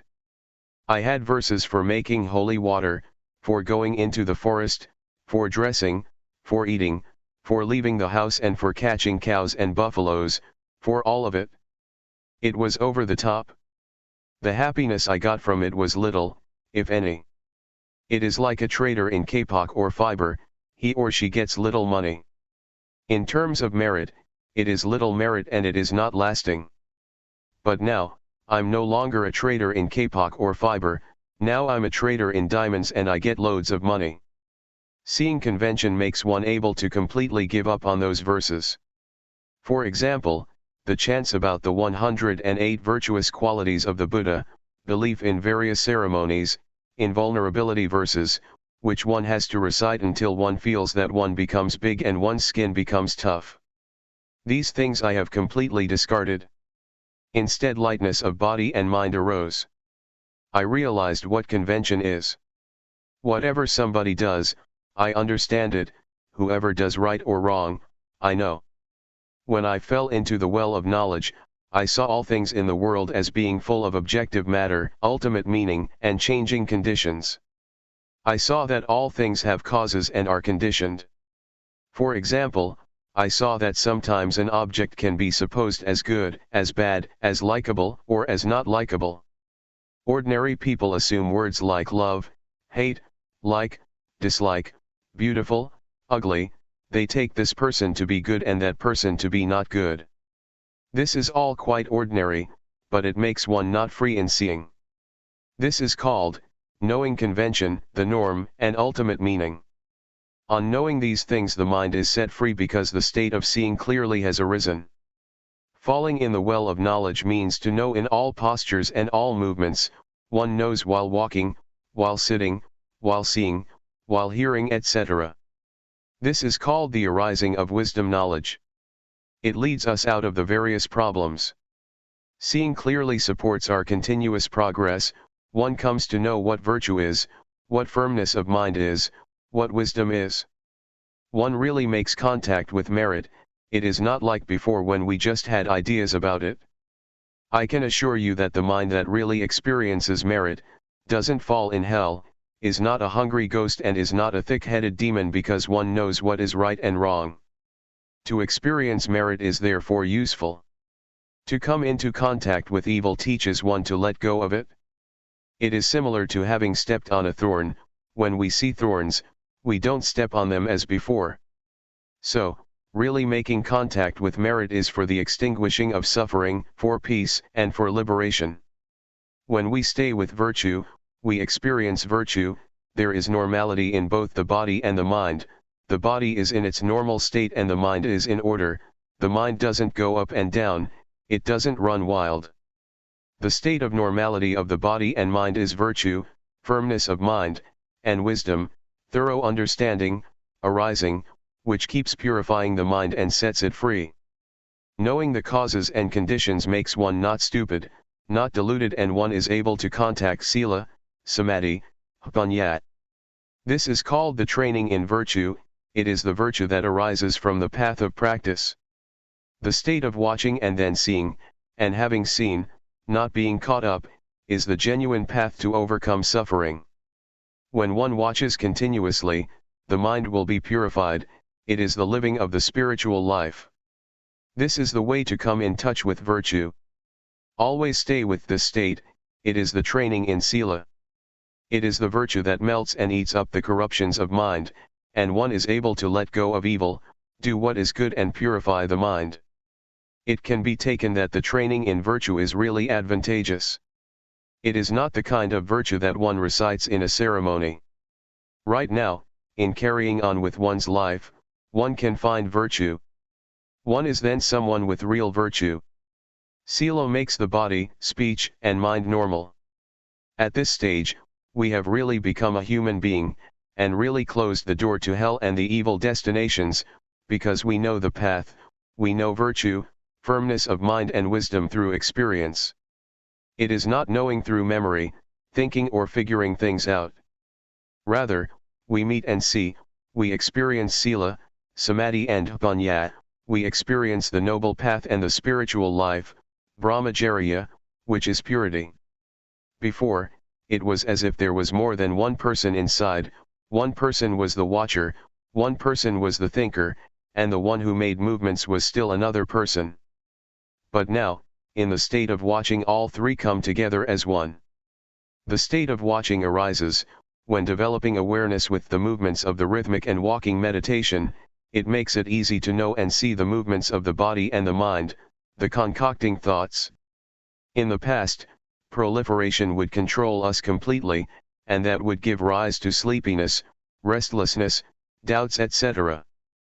But with awareness, we are able to conquer proliferation, and those mind states no longer exist anymore.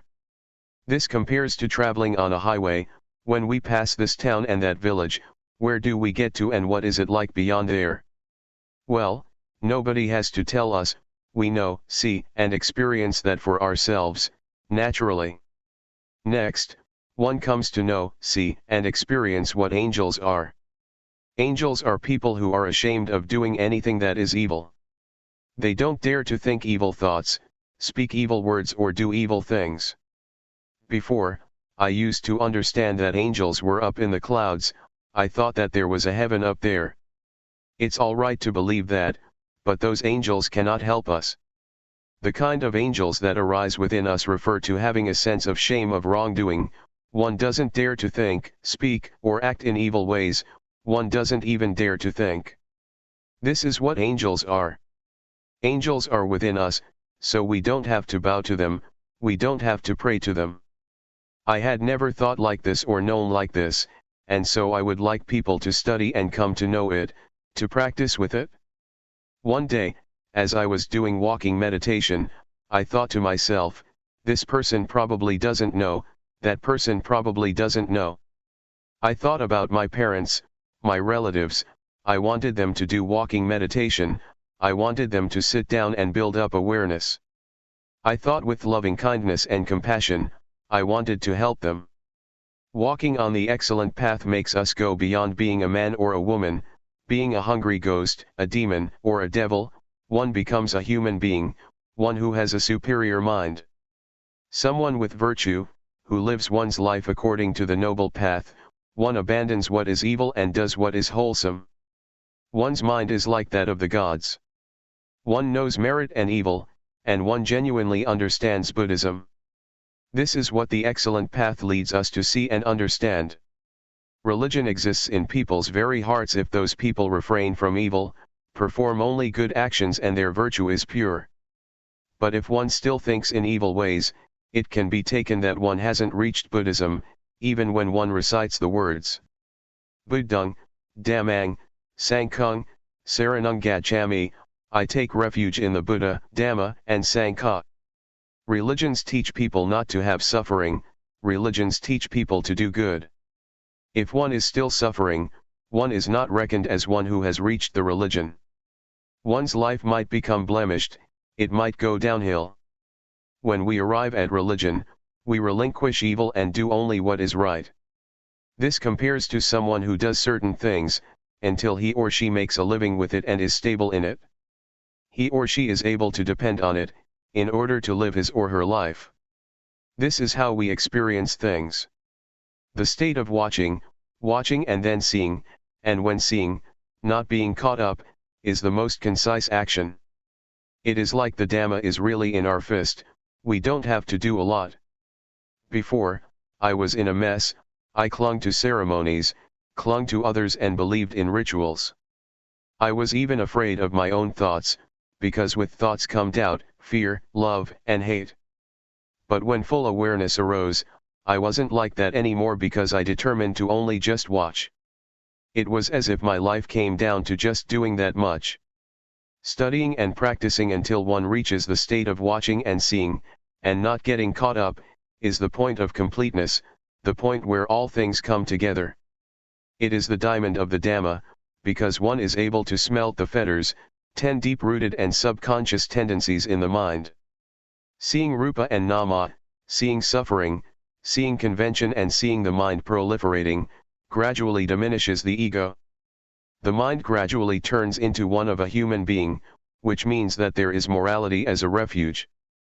The way to hell and the bad destinations is closed off, because one refrains from evil, only does what is good and really makes the mind pure.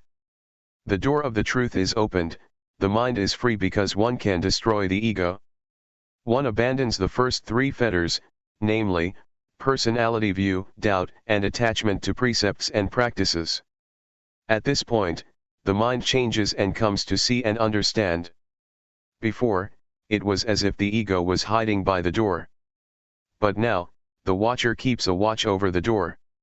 As soon as the ego appears, it is discovered and the ego falls apart because it can't endure verification.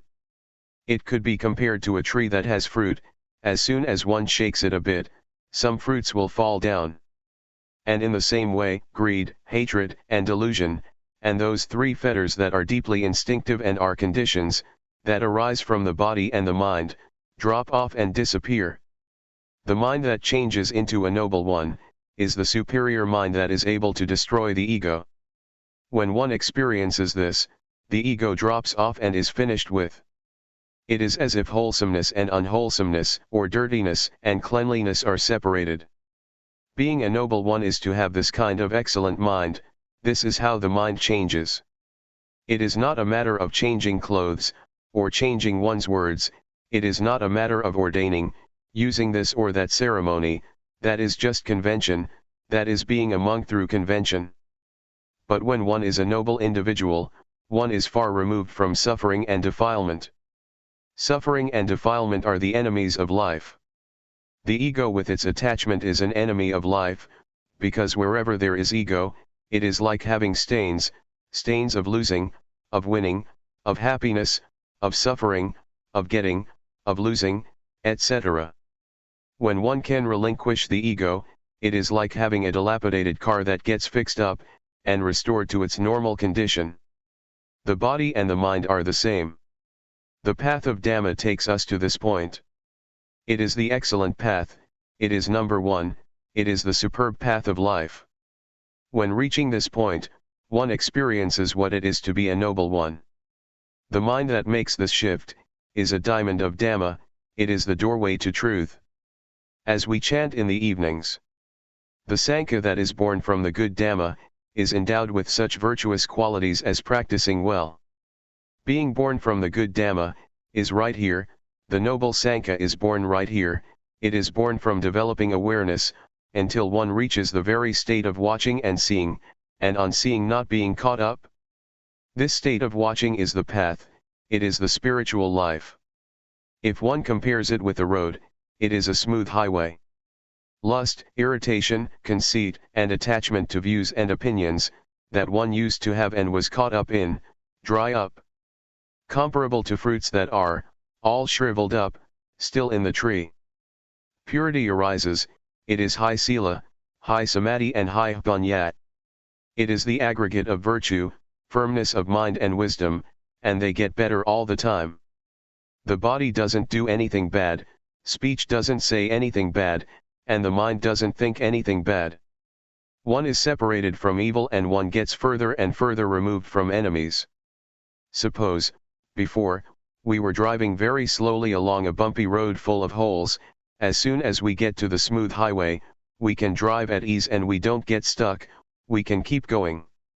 One becomes skilled at being in the state of watching, seeing because of watching, and on seeing not being drawn in, it becomes more and more an art. Whatever one does, if one is an artist, one can do it excellently. For example, a painter who uses just a single pen or a single brush. He or she is able to fluently produce an image of a mountain. It is a magical thing that improves continuously. I try to bring up comparisons through using convention, because the truth is sometimes hard to put into words. When the state arises where there is supreme virtue, firmness of mind and wisdom, the supreme spiritual life and supreme purity, one abandons the various things that used to intervene, both in the body and the mind, it changes altogether. Whatever passes, whatever one experiences, one really knows and sees it for oneself. It is like when we finish something, we know that it is finished. One reflects on the Dhamma that one knows and sees and liberated one, how did it arise? There is more and more a sense of separation and reflection, happiness and joy arise. It is comparable to being pulled along by a current, going to the sea, one doesn't have to make any effort. Or it is like a strong man, he is able to lift up weights immediately. It is the same with the paths and fruits of practice, from the first stage of enlightenment upwards. It is smooth and refined.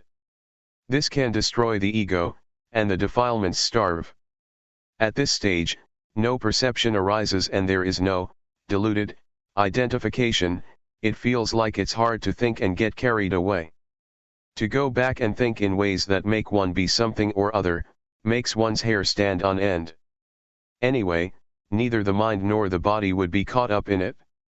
The corruptions of mind shrink back. One can no longer think like that.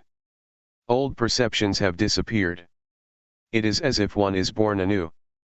Having arrived at this point, it seems as if the ego is gone. There is nobody left. The self has been burned up by knowledge. It is like shriveling up. It is the ending of all perception. The mind is free. It is as if a state arises that is parted, and disconnected, it looks vague and indistinct. The five aggregates that one used to cling to, that were the germ, now don't get anything to eat and so they starved and a separation takes place.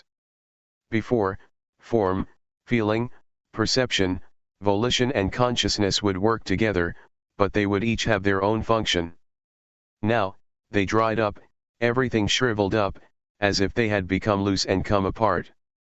Sometimes I would still be deluded enough to connect them, but they wouldn't hold together, even when connected, there were only just processes. All speech and all thoughts were purely just processes only. It was the end of proliferation in life, the finish of craving and attachment. When reaching this state, one knows that the paths, the fruits of practice and nibbana, really do exist. One knows that non-birth, non-aging, non-sickness, and non-death, really do exist. Luangpor Teean knew this matter, right at this point. The Buddha, the Dhamma, the noble Sankhya, the paths, the fruits, and nibbana, really exist. We are really able to be liberated in this lifetime. Teaching people to know this matter, can be taken to be the greatest thing in the life of human beings. It is better to teach people to reach this final goal than to teach generosity, because this leads to the end of suffering, the end of being. This is the most excellent thing. If this state arises, then help to support this teaching. If there is nobody to talk about it, there won't be anybody to listen to it, and the Dhamma will completely disappear. I consider talking about the truth to be my profession. When one takes the truth as one's profession, one has to talk. If nobody shows people how to practice, it will be the end of the truth. If you are interested to study and practice, I will arrange food and a convenient enough place, a hut or a meditation hall for you to use, so you can try out training yourself. Before, I used to live out in the country, far from civilization. When many people would come to practice, there would be a problem. Sometimes there would be a deficiency of things, which would make it inconvenient for the practitioners. But at present, I have a place, and if you're interested, I will look after things. I will be your friend as far as I can. We will share happiness and suffering. Don't suffer by yourself. I'm sure that I won't lead you along the wrong path, because I have discovered the path to some extent. When seeing suffering, one discovers suffering. When seeing something that is wrong, one overcomes what is wrong, and when one discovers the path, one can reach the final destination. No matter whether you are ordained as a monk or not, I have a place prepared for you. If you have suffering, don't do anything else. I really have found the way out. It is the number one way. Reflect on this, but you shouldn't just use reasoning. You shouldn't create conflicts or just have blind faith. Don't be averse to anything. These words are just words. Once they have been received, they might disappear, but if you're interested, try out to practice. If you read these words and immediately confidence arises, it is not right. First, practice. If, having practiced, results arise, then be confident. If, having practiced, there are no results, then find another method. Meditation is something that has to be tried out through practice. When one experiences it by oneself, one's actions will sort things out, or destine the course of one's life, by themselves. It is not a matter of figuring things out or memorizing. One must put things into practice and one must experience things for oneself. Being aware is to develop the four foundations of awareness. Anybody who turns up the hand or makes other movements, and is aware of it, is practicing in the right way, because awareness is the sprout of enlightenment, that is, it makes wisdom spring up. One must start up from this point of making use of movements. It really is the birthplace of the four foundations of awareness. This really is the excellent path. It is called, Agamagko Visuddhya, the excellent path for purification. Buddha arises from building up a lot of awareness. One has to do that oneself and practice oneself. The method of developing awareness, as Luangpor Teean teaches, is really up to date. The more diligent one is in building up awareness, the more one knows, sees, and understands one's life. Awareness is with us all, as long as we have a body and a mind. To have awareness is the treasure of a human being. It is the same for all of us, without exception. No matter what country you live in, what nationality you may have, or what language you may speak. Be aware. Just raising the arm, feeling it, is already good enough. Guidance to train oneself. We must use our lives to train ourselves diligently. We must take ourselves to the ultimate and final goal. This is called an excellent life. If we don't train ourselves, it is easy to get involved in things. For example, if there is suffering, we suffer until we die. So we have to train diligently in order to overcome doubt, worry, sadness, anger, desire, delusion, etc. This is called following a good example. The characteristics of our thoughts are the same, they don't differ much. Whatever one is familiar with, one thinks about that, following our disposition and character. The environment has an influence on our lives.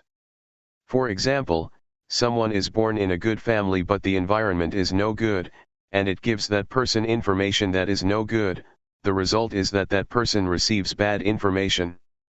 A bad past leads life to delusion and bad actions. This is a law of nature. There are certain states of mind that we shouldn't surrender to, such as doubt and worry, because we still have a way out. Try to reflect on the examples that good people set. The Buddha, for instance, he is the founder of a religion, the enlightened one, the one who clearly understands the world. We should study his example, so that we will understand why the Buddha, the Dhamma, the Sangha, religion, merit, heaven, and Nibbana, really do exist.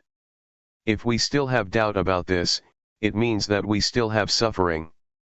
We must understand these matters clearly and go beyond doubt. If one still tries to figure these things out, still doubts and worries, one still suffers. These things should be understood clearly and doubt should be done with, because there are teachers that can teach us how to know and see these things. In the past, I heard that Luangpor Teean Jidasubho was a teacher who taught how to clearly understand merit and evil, heaven and hell, and the paths and fruits of practice. Since I had doubts about practice, I went to study with him.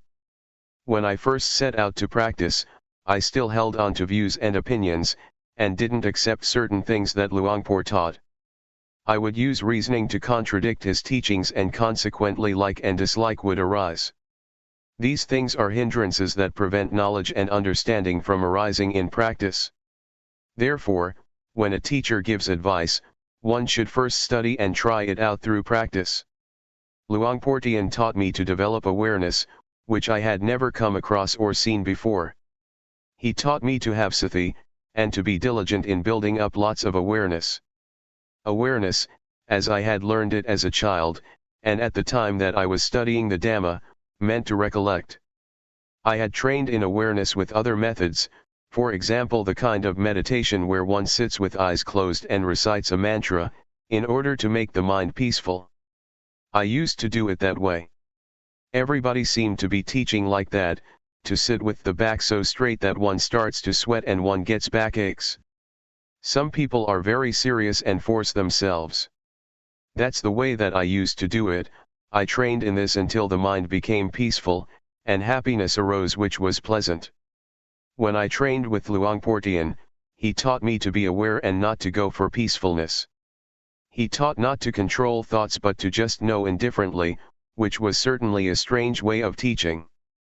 Before I could catch the awareness in practicing, there were definitely many things that snared me. Sometimes, I fell back to my old practices, and as soon as I would raise my arms to do the rhythmic meditation, I would go back to being peaceful and stay with happiness, because that was more convenient than diligently knowing. An old man of over 70 practiced together with us. He advised me not to just sit there being peaceful, because that is not useful at all, but rather, to be diligent in building up the quality of knowing, to be aware while making movements. He kept guiding and looking after me. In the end I asked myself, what's the point of being fooled by thoughts? That's just an old habit. Let's train and be diligent in building up the quality of knowing. One has to control oneself by determining that, if I get lost in proliferating thoughts, I will try to be aware by making use of objects to know, such as movements of the hands.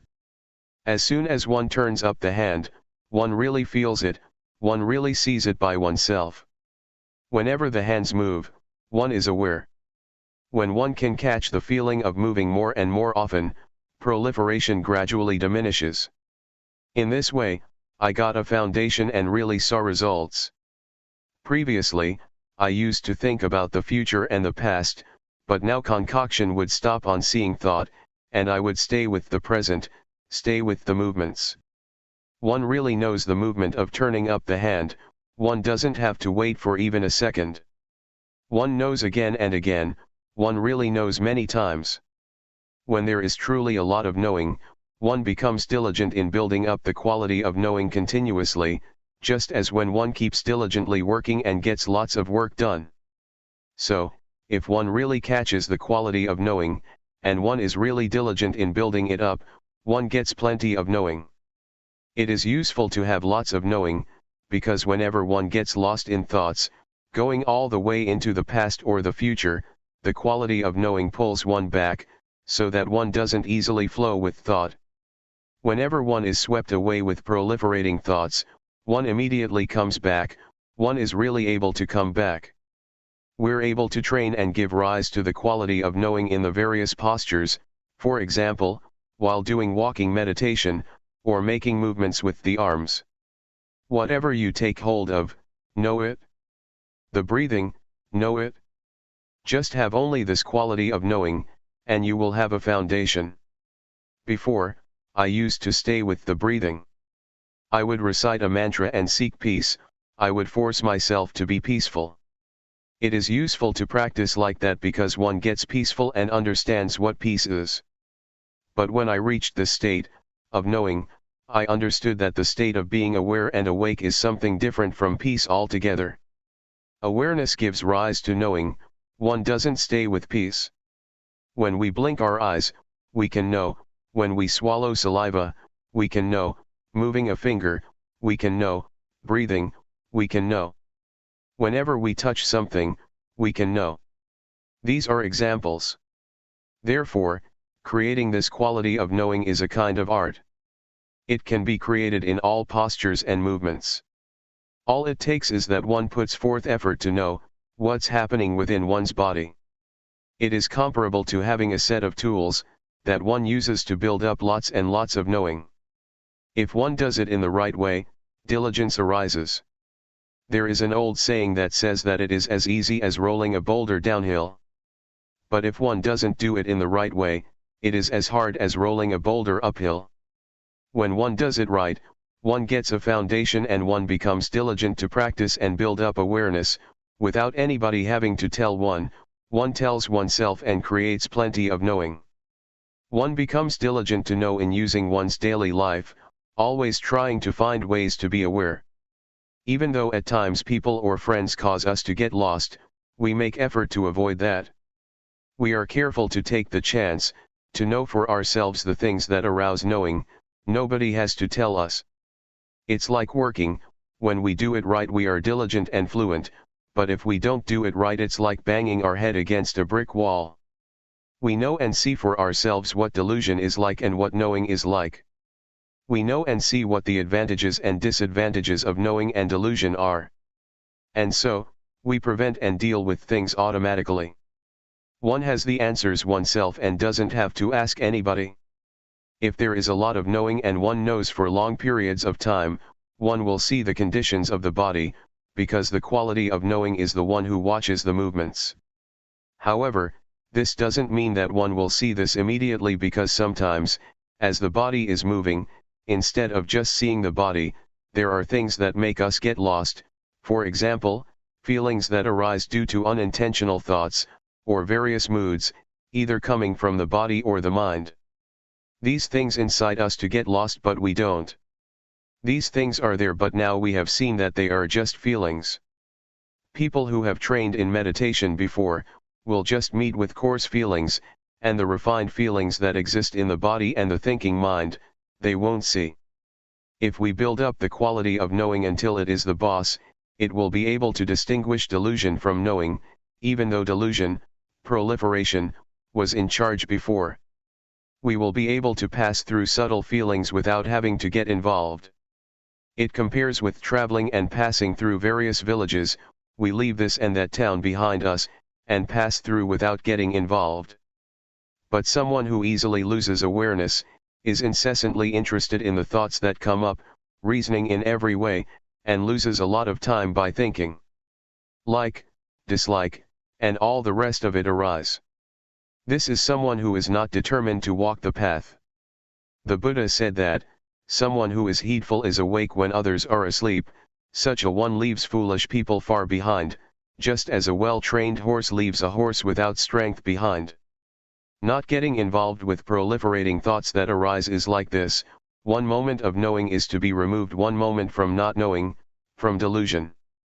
One gets further and further removed and one becomes skilled in knowing, it is easy to know. Before, it was easy to get lost, but when one trains oneself it becomes easy to know. The feelings and the various thoughts that make the body move are, nama dhamma. When the quality of knowing sees this, one understands the body. Before, the quality of knowing wasn't there yet, and one had not yet discovered that it is thought that orders the body around. One assumed that there was a self that was moving. But when one understands Rupa and Nama, one understands that Rupa is something solid, composed of many things. One knows heat, cold, hunger, and pain, because of Rupa. Nama is the mind, feelings and thoughts. It receives and knows all kinds of things. There are innumerable conditions that arise together with the mind. Anger, worry, desire, and delusion are some examples of coarse ones. They make the mind run wild and it takes them to be self. Actually, they are not self, but one doesn't know that they are conditions of mind, and so one acts following them, until those various conditions give rise to a sense of self, of me, being like that. But when the knowing watches and sees them, one understands that they are only just conditionings of the mind, and one can let go.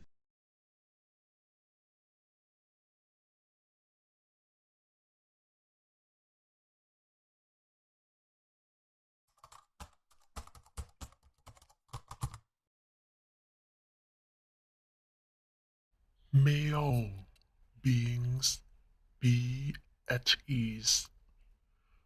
Whatever living beings there may be, whether they are weak or strong, omitting none, the great or the mighty, medium, short or small, the seen and the unseen, those living near and far away,